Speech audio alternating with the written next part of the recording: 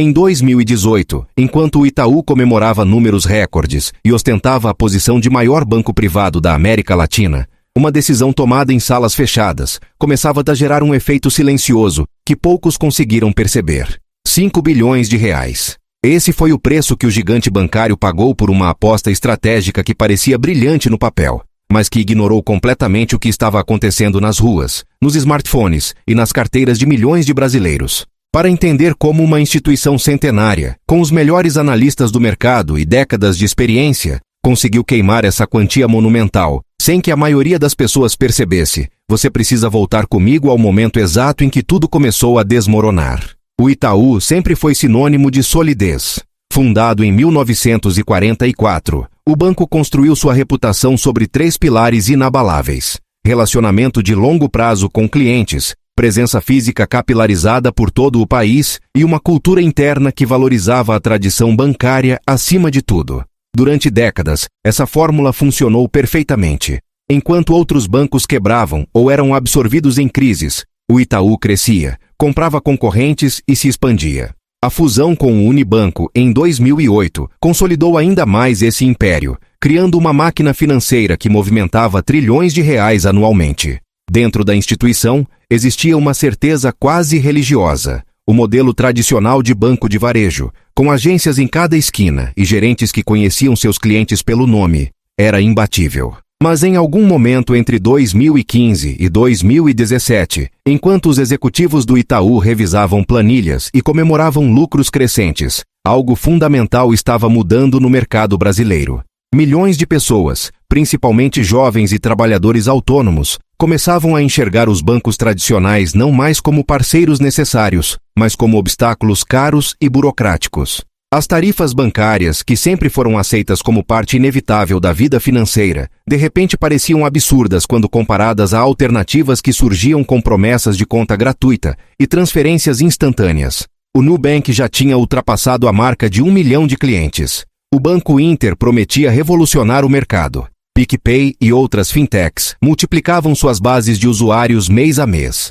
E o detalhe mais importante: esses novos players não estavam apenas oferecendo produtos bancários mais baratos. Estavam oferecendo uma experiência completamente diferente, uma que cabia no bolso e resolvia problemas em segundos. Os primeiros sinais eram sutis demais para quem olhava apenas para os números consolidados. O Itaú continuava lucrando bilhões, suas agências permaneciam cheias e a carteira de clientes corporativos seguia inabalável. Mas nas margens, algo começava a rachar. Clientes mais jovens abriam contas digitais e deixavam o Itaú apenas para receber salário.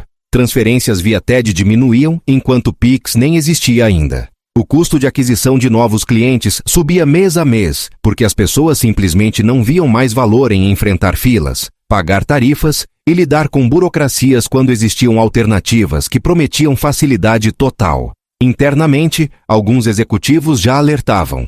Havia relatórios, apresentações e discussões sobre a necessidade de modernização acelerada. Mas a cultura interna do Itaú, construída sobre décadas de sucesso, funcionava como um freio poderoso contra mudanças radicais. E foi exatamente nesse contexto que a alta direção do banco tomou a decisão que custaria 5 bilhões de reais. Em vez de atacar frontalmente o problema da experiência digital e competir diretamente com as fintechs no terreno delas, o Itaú optou por uma estratégia que parecia mais segura, mais alinhada com sua tradição: fortalecer ainda mais o modelo físico. Entre 2017 e 2019, o banco investiu pesadamente na renovação de agências, na criação de espaços premium para clientes de alta renda e no fortalecimento de sua rede de relacionamento presencial. A lógica interna era sedutora. Os executivos argumentavam que o diferencial competitivo do Itaú sempre foi o atendimento humano, a consultoria personalizada, a presença física. Apostar nisso não seria apenas seguro, seria jogar no time que o banco sabia jogar melhor. Mas o mercado não esperou. Enquanto o Itaú reformava agências e treinava gerentes para oferecer consultoria financeira sofisticada, o Nubank ultrapassava 10 milhões de clientes. O Inter lançava produtos que resolviam em 3 cliques, o que levava dias nas estruturas tradicionais. As fintechs não estavam apenas conquistando jovens sem dinheiro, estavam capturando a próxima geração inteira de consumidores financeiros. E mais grave, estavam mudando a percepção do que era um bom serviço bancário. De repente, ter que ir até uma agência deixou de ser visto como algo normal e passou a ser considerado um incômodo inaceitável. Pagar tarifa de manutenção de conta virou motivo de piada nas redes sociais. Esperar 3 dias úteis para uma transferência soava como tecnologia do século passado. O turning point real não foi uma reunião específica ou um comunicado público.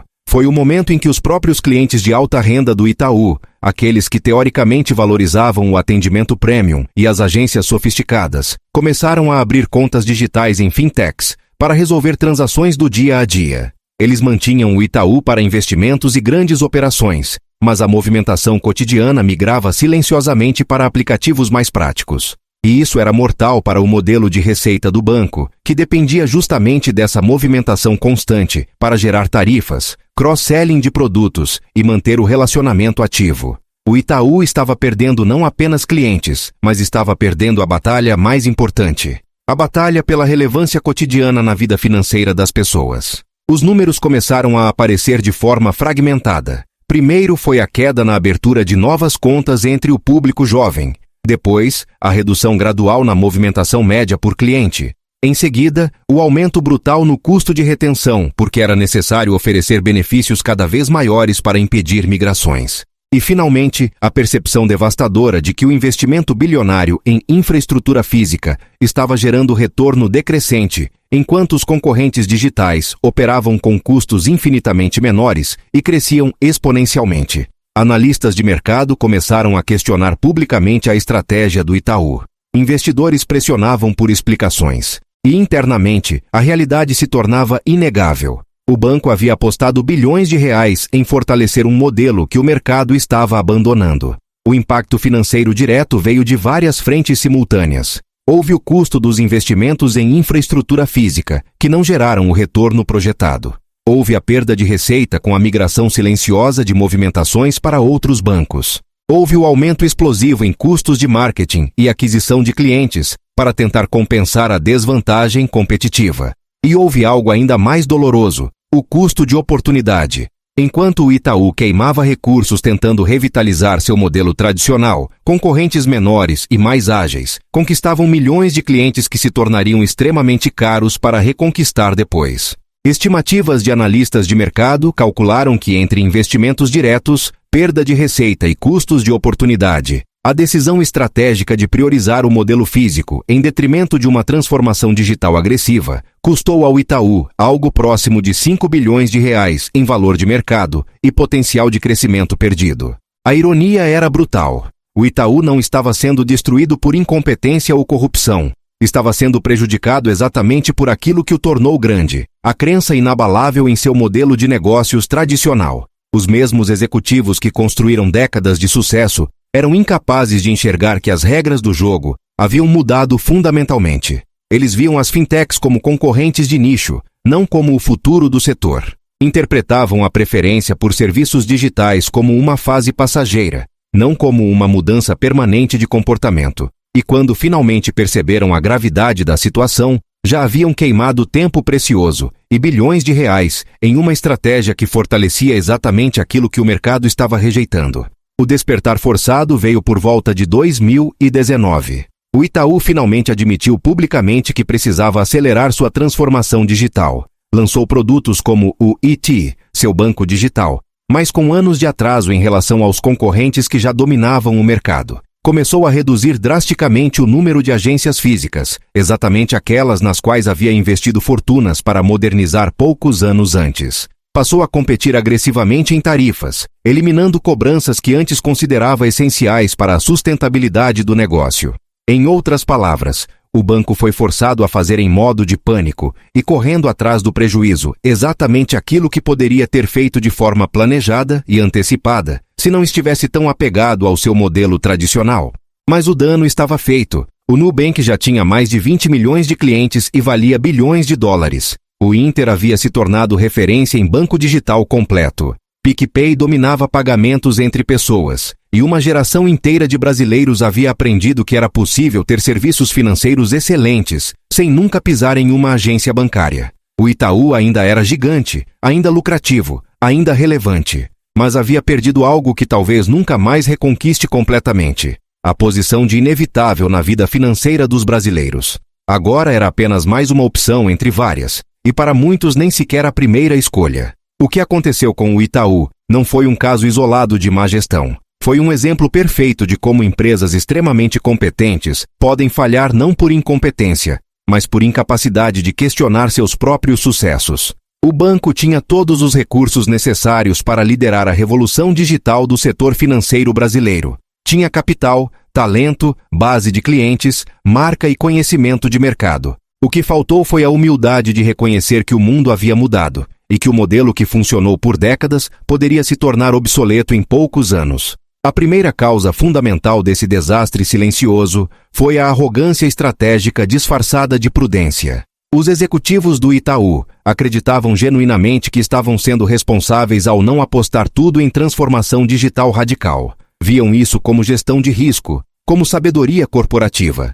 Mas, na verdade, estavam apenas protegendo o passado em vez de construir o futuro. A segunda causa foi a confusão entre marca e modelo de negócios. O Itaú achava que sua força estava na rede física de agências, quando na verdade estava na confiança que os clientes depositavam na marca. Essa confiança poderia ter sido transferida para um modelo completamente digital, se o banco tivesse agido rápido e com convicção. E a terceira causa foi subestimar sistematicamente a velocidade da mudança de comportamento do consumidor. Os bancos tradicionais olhavam para décadas de estabilidade e presumiam que mudanças levariam igualmente décadas. Não perceberam que tecnologia acelera processos históricos, que o que antes levava uma geração, agora pode acontecer em 3 anos. No fim, a história do Itaú e seus 5 bilhões de reais perdidos em silêncio não é sobre tecnologia. É sobre orgulho. É sobre como o sucesso passado pode cegar uma organização para o futuro. É sobre como decisões que parecem seguras e responsáveis podem ser exatamente o caminho mais arriscado quando o mundo está mudando ao redor. E é sobre como em negócios, às vezes a maior ameaça não vem de um erro grosseiro ou de uma crise inesperada, mas simplesmente de continuar fazendo exatamente aquilo que sempre funcionou, enquanto o mercado já virou a página e está escrevendo uma história completamente nova.